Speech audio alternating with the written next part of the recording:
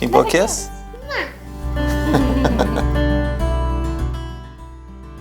We met through my little sister. She was in the youth department at a church that he actually was working at. She felt inclined to introduce us, even though she didn't really know him. Then we kind of hit it off and became friends and then started dating. So the first time I was diagnosed with cancer, I was 18. So I was finishing up my first year of college. And then it was just it was low malignant serous, and so with that particular type, it just starts on your ovaries. And because it kept returning, by the third time, they said I just needed to remove what was left of my ovaries or it would continue to return.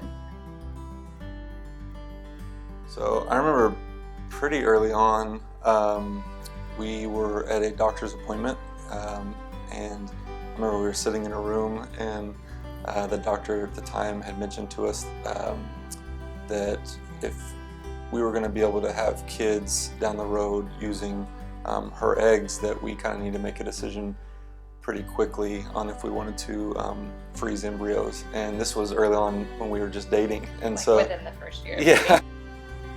You know, I knew pretty early on, and I think she did too, that this was something that was going to last forever. And so we had those conversations, and so we ended up going through a round with trying to freeze embryos, and it didn't work out. That was when we attempted actually 3 times, and it just didn't work. They had been too much trauma, so my eggs weren't doing what they needed to do, and they couldn't get them to finish the process. So after the third time of it not working, we kind of decided that was our sign that it wasn't going to work, and we just came to peace with it. We ended up later on having a conversation again, and it was going to be whether or not we were going to try and freeze embryos, but with an egg donor.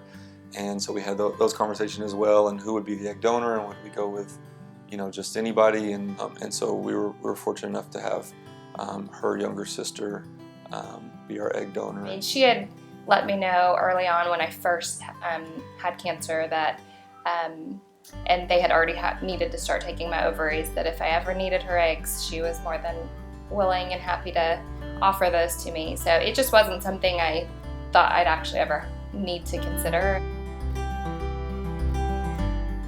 The Hills came in for female infertility issues, and we were able to do a retrieval, and we retrieved quite a few eggs. With those eggs, we were able to do a standard insemination with the sperm. And we were able to do the standard insemination because the sperm actually met our criteria based on the concentration and motility and morphology or shape of the sperm. For the insemination, we actually put a certain concentration of sperm in a dish that contains a drop of media that holds 1 to 2 eggs, and we put that concentration of sperm in each drop that holds the eggs and kind of let them do their thing overnight, and then we check fertilization in the morning. So we did a frozen embryo transfer, and so we were able to freeze quite a few embryos, so they came back a few months later and we were able to do a frozen embryo transfer. Our thaw success rates are absolutely amazing. They're about 98%. Since when you go through IVF, you don't get to do kind of some of the same things you get to when you just get pregnant on your own. So I went ahead and went and bought a pregnancy test, and then I took a picture of it, and then I also did a little chalkboard that said we have a bun in the oven, and because that was kind of our thing, is that we were trying to put a bun in the oven. And I took a picture of that, and I FaceTimed with him because he was at work, and told him that I needed some help picking some sort of decoration for the house, and if he could just look at it and tell me his opinion. And so then I turned the phone, and he got to see the chalkboard, and that was how I announced it to him.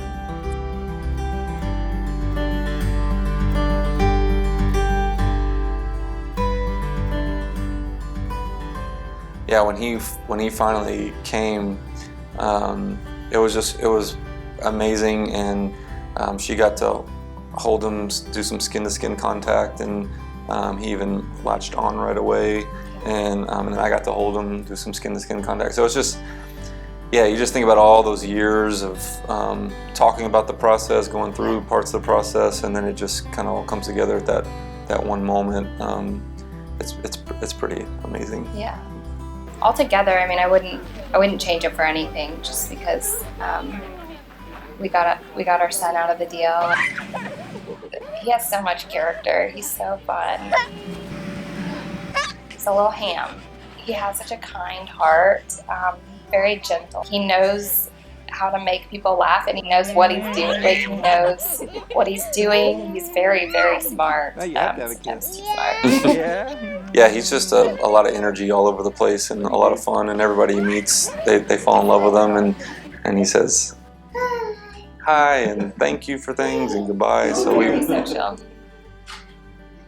we got lucky. We kind of got a perfect kid.